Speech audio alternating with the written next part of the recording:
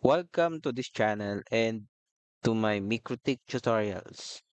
Ngayong araw pag-uusapan natin kung paano ba natin i-access at i-configure ang ating mga MikroTik router. Pero bago ang lahat, huwag kalimutan i-click ang like and subscribe button. So, let's start! By the end of this day, ito ang ating mga objectives. Number 1 is to learn how to access the router via GUI, CLI, and FTP. And of course, the next objective is to identify the most convenient way to configure a router. So ano ba yung mga methods para ma-access natin yung ating mga MikroTik router? Number 1 is using Graphical User Interface or GUI via web or Winbox. So, sa madaling salita, yung GUI, meron tayong visual representation ng mga pwede nating i-configure sa ating mga router. Ma-access natin yung user interface na yon, pwedeng gamit yung web or yung mga browser natin, at yung isa pa ay via Winbox. Ito yung software ni MikroTik na pwede nating ma-download sa kanyang website. So basically, same lang sila, no? Yung web and Winbox, same sila halos ng mga pwede mong gawin. Medyo nagkakaiba lang sa style or looks no kanilang mga user interface. We also have the second method, yung command line interface or CLI via SSH, Telnet, and console. Yung command line interface naman, ito yung gagamit tayo ng terminals para makapag-configure, at yung ways natin para mag-configure ay through the MikroTik syntax, no? Ito yung gagamit na tayo ng mga command syntax ni MikroTik para ma-configure natin yung ating router. Then we have SSH, Telnet, and console. Yung SSH and Telnet, ito yung ating mga remote protocols na gagamitin natin para maka-access sa CLI ng MikroTik router. Yung console naman, ito ay depende sa hardware na nabili natin sa MikroTik. Yung mga ibang hardware kasi ni MikroTik ay mayroong mga serial port, and using USB to serial or serial console, pwede natin siyang i-connect via that cable papunta dito sa computer natin. And again, gagamit pa rin tayo ng terminal para ma-access natin yung CLI ng MikroTik router. We can also access the router storage via File Transfer Protocol or FTP. Yung FTP ay isang protocol para maka-access tayo ng isang particular na storage. Pwede nating lagyan ng username and password para mas ma-ensure natin na hindi basta-basta na-access yung storage natin. And then lastly, meron tayong way para i-connect natin yung external application or software sa ating router via API or Application Programming Interface. So ito yung feature ni MikroTik na pwede tayong mag-allow ng mga external applications or script para makipag-communicate and interact with our MikroTik routers and devices, no? Ginagamit natin siya para magkaroon tayo ng way for different software programs to exchange data and commands. Usually, yung ating mga softwares or application ay magpo-pull ng data from our configured items or configuration, or pwedeng database from our router. So, unahin muna natin kung paano mag-access via CLI. Again, gamit ko ngayon yung ating virtual environment gamit yung EVNG. And nag-setup lang ako ng isang router na walang configuration, at ang version ko ay 6.49.8, and then i-start ko siya ngayon. So, lumabas na ngayon yung prompt para dun sa login natin. Yung default username natin ay admin at yung password natin ay wala naman. So, click lang natin or press lang natin yung enter. Yung iba dyan, sa first time login, lalabas dyan yung license view. I-press lang natin yung letter N para mag-skip yung pag-view ng mga licensing ni MikroTik. So, lalabas ngayon, after nyo ma-skip yung license, ay lalabas itong password or prompt na nagre-request sa atin na palitan yung password. So, mamaya natin gagalawin yan. So, press lang natin yung control and then C. So, na-skip na natin yan. So, naka-access na tayo ngayon dito sa ating MikroTik terminal. Makikita natin dito kung anong username tayo at yung hostname natin or identity natin. Ito yung term ni MikroTik para sa hostname ng isang device. So, let's say papalitan na lang natin yung configuration for the identity. So, punta tayo dito sa system and then press enter. I-click natin yung tab, makikita natin yung iba't ibang directories na pwede nating puntahan. So, dito tayo sa identity, no? So, i-type natin yung identity. So, kahit ID lang, no? Tapos, click natin or press natin yung tab and then press enter. And then, gusto natin makita kung ano yung current configuration niya. Yung show command dyan ay print. So, makikita natin na yung name niya ay MikroTik. So, papalitan natin yan. Address. And then press enter and then i-print natin. So makikita natin yung address list natin, no? Sa port 1 ay may naka-configure tayo na 192.168.230.130. So that's actually dynamic, no? Kaya letter D dyan. Kasi by default, yung ating mga CHR router ay naka-enable yung DHCP client sa port 1. Ang nangyari ay kumuha siya ng IP from a DHCP server. At yung DHCP server natin, yun yung ating VMware na naka-install sa ating mga computers. So, that's why maaaring iba rin yung IP na makuha nyo dito. So, kung ano man yung lumabas dyan na IP, yun yung gagamitin natin para ma-access natin yung ating mga routers via its IP address. So, i-close lang natin tong PuTTY. So, mag-open tayo ngayon ng isa pang PuTTY. So, ito yung kanyang itsura, no? And then, na-mention ko kanina ay meron tayong tatlong option para kumonek sa CLI natin. That's SSH, Telnet, and via its console or serial.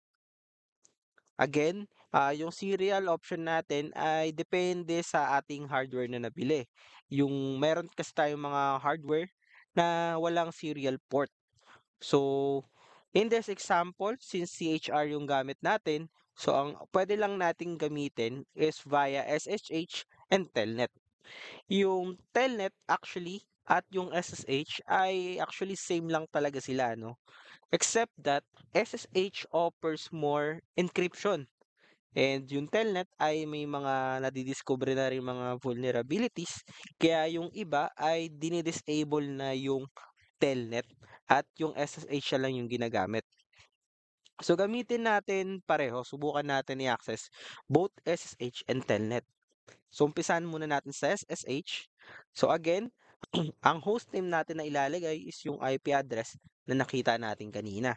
So that's 192.168.230.130. So may lalabas dyan since SSH yung gamit natin. So i-accept lang natin yung certificate. So again, ganun pa rin, no? Log in as admin. So naka-access na tayo via SSH. Now, subukan naman natin via Telnet. So syempre, by default kasi, naka-enable parehas yung SSH and Telnet. So mamaya, later on, to our series, kasama siya ng ating device security. Kaya hindi pa natin siya mapapakita as of the moment. So same goes with Telnet. So mag-open lang tayo ng bagong session. And then punta tayo dito sa other. Yung Telnet niya is port 23. Yung IP address na 192.168.230.130. So naka-login pa rin tayo doon or nakaka-connect pa rin tayo. So admin, password. So that's it. Difference nila actually sa SSH ay once na na-login mo na for the first time yung username and password, so automatic na siyang magla-login dun sa kanyang um, admin privilege. Unlike dito sa Telnet is kailangan mo talaga siyang i-configure or i-type kung ano yung username and password mo. So that's it for our CLI. Ngayon, susubukan naman natin paano mag-access via web GUI and the Winbox. Of course, unahin muna natin yung web GUI. But again, since web GUI ito, ibig sabihin, gagamit tayo ng mga URL or IP address para makarating sa isang destination. And since alam na natin yung IP address ng port 1, so pwede na nating ma-access yung web GUI. So i-type lang natin yan dito, no? That's 192.168.230.130. So makikita nyo no, na automatically nag-login yung username and password ko. That's because ang gamit natin is default username and password. Pero kung pinalitan natin yan, hindi ganito yung makikita natin. Makikita natin yung username and password na boxes. So doon natin i-input yung username and password natin. So this time kasi nag-automatically login siya kasi default credentials pa rin tayo. And ito pa rin yung lumalabas, pinagpapalit tayo ng password. Press lang natin yung cancel. And then actually, at this time, ang nakikita natin is yung quick set or quick setup or initial setup ng ating router. So, pwede kasi natin yang i-configure na agad na using this single view. Pero hindi natin gagawin yan kasi gagawin natin yan later on. So, dun muna tayo sa kung ano ba yung itsura ng ating web GUI. So, i-click lang natin tong webvig. So, ito yung itsura ng GUI natin sa web. Yung kanina, kinonfigure natin sa identity, again, yung kinomand natin kanina is system and then identity, no? But actually, it's also same pagdating dito sa web GUI natin. So, punta natin yung system and then identity. So, makita natin na ito yung pinalitan natin. So, kung papalitan natin yan, test 2, click apply. So, makikita nyo rin dito sa tab natin, napalitan na rin yung kanyang identity. And then, one good thing about our web GUI is that you can actually use the terminal by just accessing the web GUI. So, makikita nyo dito katabi ng webvig is yung terminal, no? So, i-click lang natin yan. So basically, kung ano yung ginawa natin kanina, yung command line interface ng pag-SSH natin at Telnet, so ito rin yung lumabas. So that's one of the good thing and advantage ni MikroTik. Kasi you can configure via GUI or terminal. Now, punta naman tayo dito sa other option using the Winbox. So again, paano makakuha ng software ng Winbox? Punta lang kayo sa mikrotik.com/download. Ayan. So after nyo makapunta dito sa download page ng MikroTik, so punta lang tayo dito sa Winbox and then click natin kung ano mang meron tayo, 64 or 32, download, and the application itself is portable. So once na na-download nyo na siya, i-open nyo siya, yung exe file, and then ma-open nyo na yung Winbox. And then, finally, na-open na natin yung Winbox, no? And since directly lang connected yung ating CHR sa ating laptop, so may lalabas na yan dito na listahan ng mga nade-detect niyang MikroTik router. Again, yung Winbox lang can only be used by MikroTik devices. And kaya natin nakikita to is because of the neighbor discovery protocol na naka-configured by default sa ating mga MikroTik device. Now we have actually two option para makakonect sa ating router via Winbox. The number one, the first option is via its MAC address and the second option is via its IP address. MAC address, so i-click nyo lang yung MAC address dito sa listahan and then i-type nyo yung username and password and then makakalagin na kayo. The other one is through its IP address. So automatically, pag click yung IP address, malalagay siya dito sa connect to and then ilagay nyo lang yung username and password and then makaka-connect na kayo.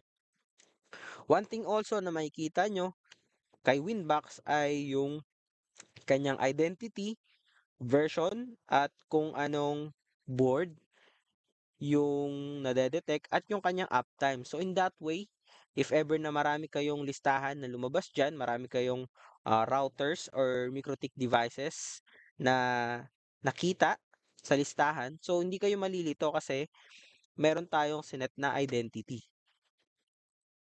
So kumonek tayo ngayon via MAC address. And then type natin yung admin and then walang password, click lang natin yung connect. So, as of the moment, nakaka-connect na tayo ngayon sa GUI via Winbox. So, kung mapapansin nyo dito sa kaliwang side, makikita natin na almost similar siya pagdating dito sa web GUI. Ayan. So, punta tayo dito sa web GUI, no? Ayan. So, actually, almost same lang sila compared dito sa Winbox natin. Of course, ang kinaibahan lang nila, kailangan mo ng software para magamit mo si Winbox while si WebGUI naman ay kailangan mo lang ng browser. So, applicable siya kung wala ka pang Winbox application or MikroTik application sa inyong mga laptop or phones. Mas okay gamitin yung WebGUI. Pero kung naka-laptop naman kayo and being a network administrator, so mas okay rin gamitin yung Winbox. And then similar with WebGUI, meron din tayong terminal dyan. So click lang natin tong new terminal and then lalabas rin yung CLI. So that's it for our GUI. And then we also have another option naman na ma-access yung isang router via its storage, no? So gagamit tayo ng file transfer protocol. And mas convenient way ay gumamit tayo nitong WinSCP para mapagana yung FTP. So punta lang tayo sa new site and then i-click natin yung FTP as the protocol and wala na tayong gagalawin dito sa encryption. Yung hostname natin, ito yung IP address natin. So 192.168.230.130. And yung username naman natin na admin at walang password. And then click login. So again, i-click lang natin yung OK. So actually, eto na siya. Ito lang yung laman ng kanyang storage. Since bago pa lang kasi siya, so totally walang ibang other files na nandyan. Except for its skin, no? So, punta tayo dito sa files. So, basically, ito rin yun. And kung gusto man natin mag-transfer ng files dyan, whether folder, or yung script, or configuration, pwede naman natin na i-drag lang from our files papunta dyan. Which is actually more convenient compared if we're gonna use file transfer protocol. Kasi when we're going to use FTP, so that means na kailangan pa natin mag-log in and mas convenient pa na magkaroon tayo ng WinSCP para accessin yung storage nung device.